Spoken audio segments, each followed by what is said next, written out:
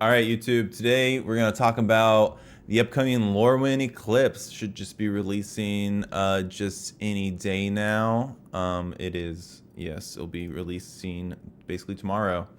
So it's already in pre-release, so we already have all the cards revealed. And today I'm gonna go through and look and see, picked out 10 of my favorite or just 10 cards that caught my eye out of the set. First, we're going to talk about, obviously, I think are the Shocklands. I picked just Blood Crypt, just one random one I thought was a cool one. Of course, Swamp and Mountain is always relevant. Black Red's always been a great color combination.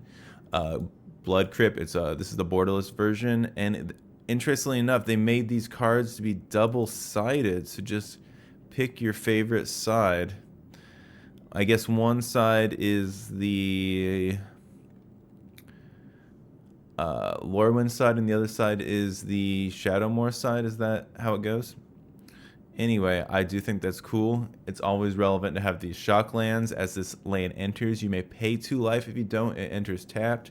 Counts as both a swamp and a mountain. I believe there are 5 in this set. And there's 5 in a previous Lorwyn block set from the original 10 from Ravnica. So I think that's relevant. I think it's super cool that they printed these double-sided, so you can just pick your favorite side. All right, moving on to the next, I thought. Here is Doran, Besieged by Time. I was always a big fan. I used to play Doran the Siege Tower, so here's my number 9 pick, if you will, out of top 10. This is Doran Besieged by Time. He is white, black, and green, as was the original.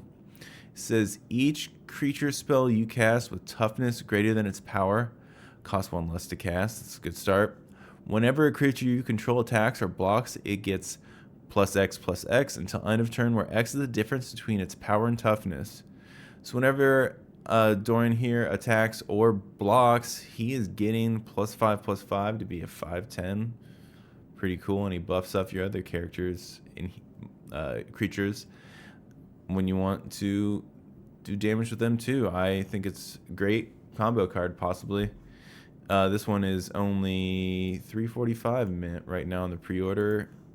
Yep, and this Blood Crypt is $16, so big price difference there, but I'm sure the price is going to go up as we go through. Here we go. This is Irdu, pronunciation. Irdu, Carrier of Dawn. This is a borderless version. I thought this card was very cool and very interesting. Here is Irdu, Carrier of Dawn. He has flying, lifelink for only 3 and 2 white. Creature spells you cast have Convoke, where you can tap them to reduce the mana cost of casting these creature spells.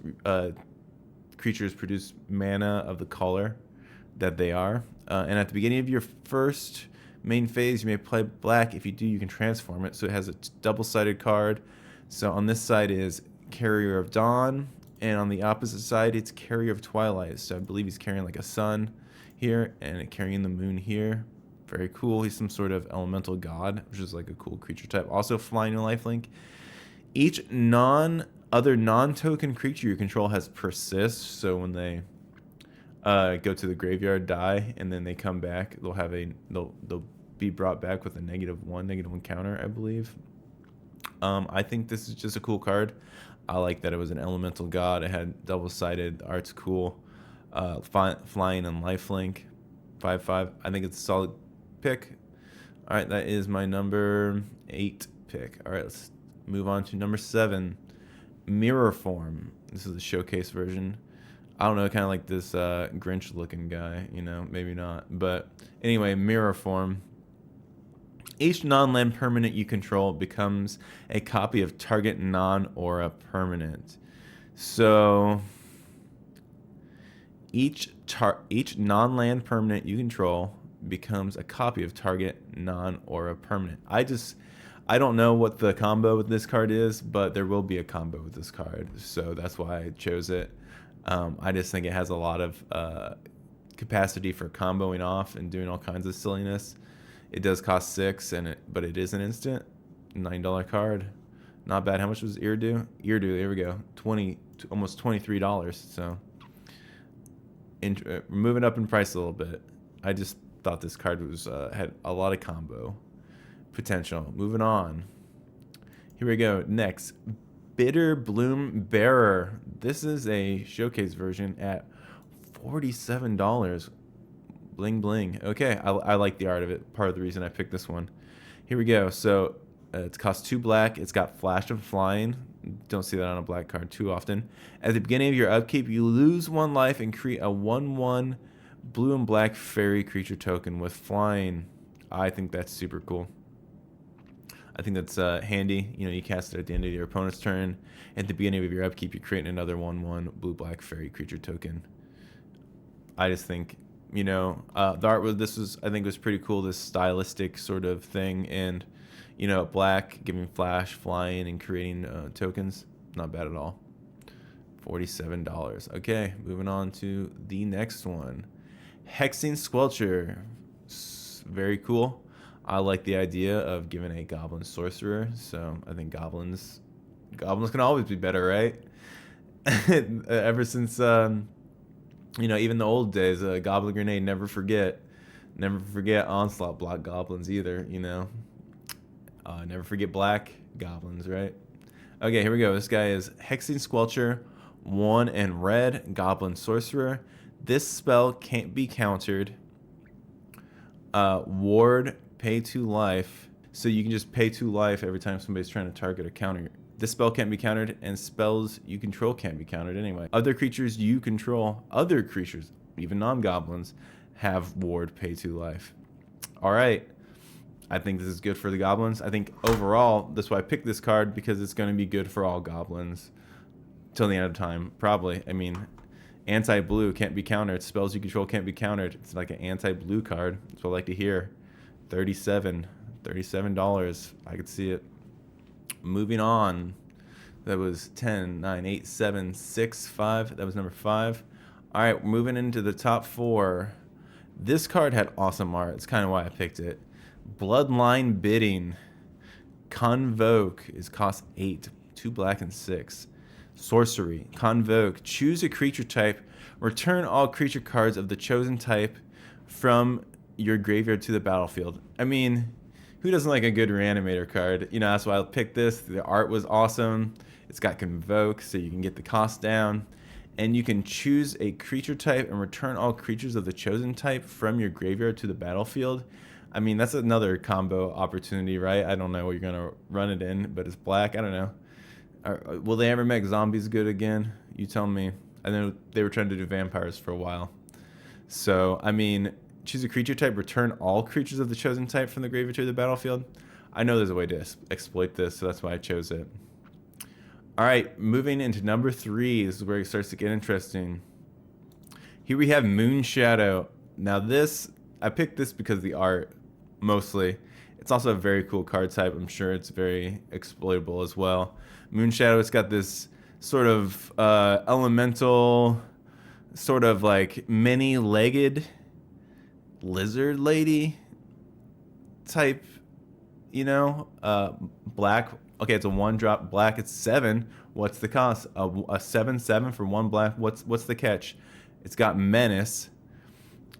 This creature enters with 6 -1/-1 counters on it. Whenever 1 or more permanents are put into your graveyard from anywhere, while this creature has a 1/1 counter on it, remove a 1/1 counter from this creature. Can't be blocked by just one guy. Discard a card. I guess, you know, find a way to discard cards and, you know, bring it up to its full potential as a 7/7. So I thought this is the $75 showcase version, but there are a couple more versions I thought we'd look at and try to figure out what kind of monster this thing is, because it's a lady with like lizard legs and a tongue or something. Anyway, moving on. Here is a $45 foil version, if it were. You know, same character. 1, 2, 3, 4, at least 4 sets of legs. Is that 1, 2? Yeah, 3 or 4 sets of legs at least. Hanging out in the swamp. Cool card. And there's one more they made of this card. But this version is probably the coolest. You know, here's the 45. I mean, they're all the coolest. This one's very cool. This one's sort of like hip. It has like an interesting style, similar to some of the other ones I looked at. And this was a $50 version. This version has less legs, same character, more simplified, more cartoonish. Still a cool card. All right, moving on to the top 2. Oh, we gotta look out. Bloom Tender.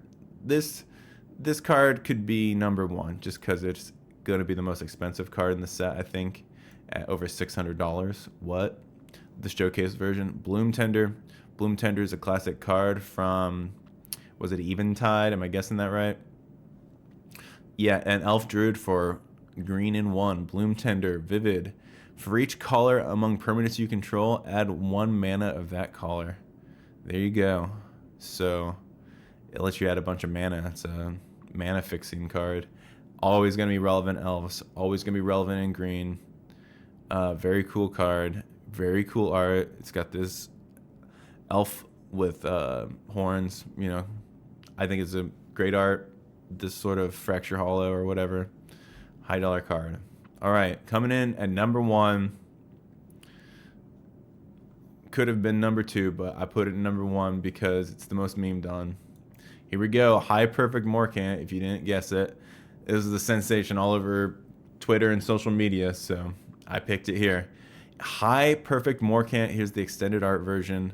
Why is it so meme worthy? You guessed it. It's the foot. It's the hoof foot.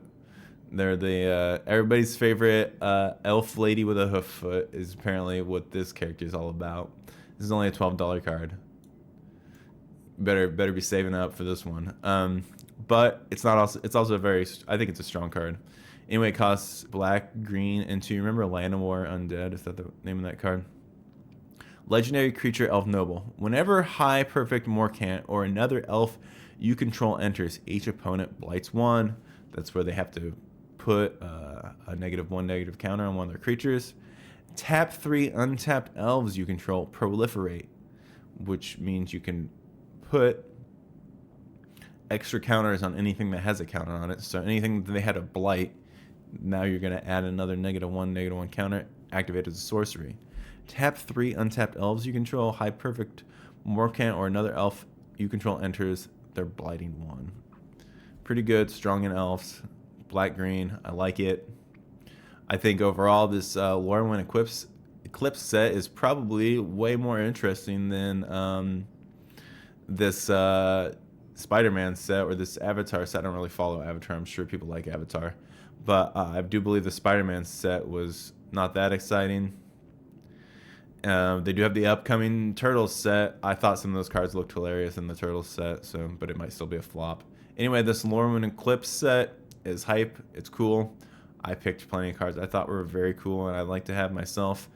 So you tell me what you think and if you're going to get some yourself. Until then, I'm going to be praying I pull a nice hoofed foot here. Talk to you about it tomorrow.